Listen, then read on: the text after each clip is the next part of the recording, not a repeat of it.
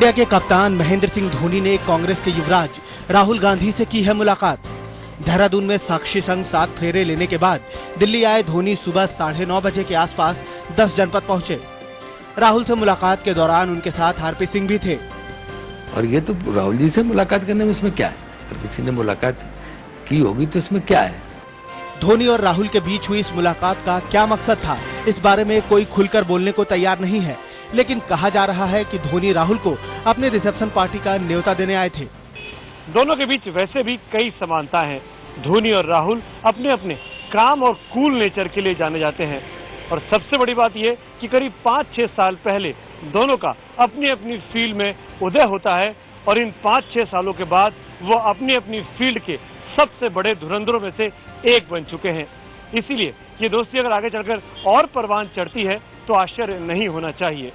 Cameraman Rajiv Srivastava के साथ सुमित अवस्थी, दिल्ली, आज तक।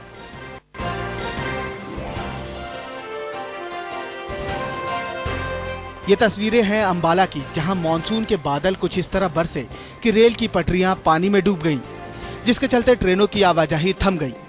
सोमवार से हो रही लगातार बारिश के कारण अंबाला कैंट स्टेशन के यार्ड में पानी जमा हो गया, जिसके चलते वहां से गुजरने वाली कई ट्रेनें रास्ते में ही अटक गईं। बारिश के कारण जिन ट्रेनों की आवाजाही पर असर पड़ा है उनमें दिल्ली चंडीगढ़ शताब्दी एक्सप्रेस, चंडीगढ़ अंबाला पैसेंजर, चंडीगढ़ दिल्ली जनशताब्दी और कालका बांद्रा एक्सप्रेस शामिल हैं। ये सभी ट्रेनें बारिश के कारण अंबाला में फंसी हुई हैं, जबकि बरौनी एक्सप्रेस, मालवा एक्सप्रेस, जम्मू तवी और शान पंजाब एक्सप्रेस रास्ते में ही फंसी हुई हैं। जबकि अमृतसर नई दिल्ली शताब्दी समेत 14 ट्रेनों को रद्द कर दिया गया है।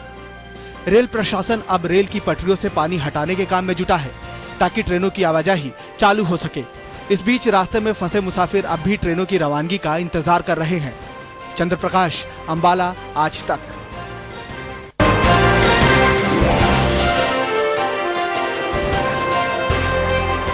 चंडीगढ़ में बरसात ने हवाई मुसाफिरों के लिए खासी परेशानी खड़ी कर दी है। लगातार बरसात के चलते एयरपोर्ट पे कई जगह बाढ़ जैसे हालात बन गए।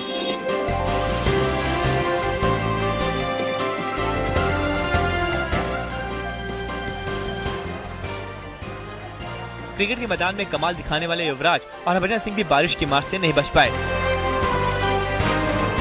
चंडीगढ़ पहुंचे युवराज सिंह पानी के बीच ऐसे फंसे कि घुटने भर पानी में उन्हें कई किलोमीटर तक पैदल चलना पड़ा। I am enjoying, boss. I am enjoying the rain.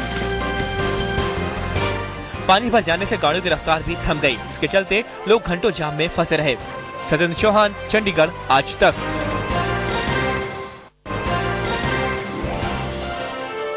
Monsoon की रिमझिम फुहारों का इंतजार आखिर खत्म हो गया।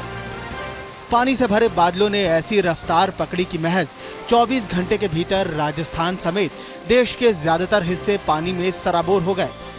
तो आज कह सकते हैं कि आज मानसून ने पूरे देश में पहुंच चुका है, पूरा देश मानसून ने कवर कर लिया है। वक्त से पहले पहुंचे मॉनसून का मिजाज इस बार काफी ठीक है और इसकी रफ्तार भी तेज है। लिहाजा पंजाब, हरियाणा और उत्तर प्रदेश समेत देश के दूसरे मैदानी इलाकों में बारिश का ये सिलसिला अगले 5-6 दिनों तक यूं ही जारी रह सकता है। अमूमन मानसून 15 जुलाई तक पूरे देश को कवर कर लेता है, लेकिन इस बार 10 दिन पहले ही मानसून ने पूरे देश को भिगोकर रख दिया है।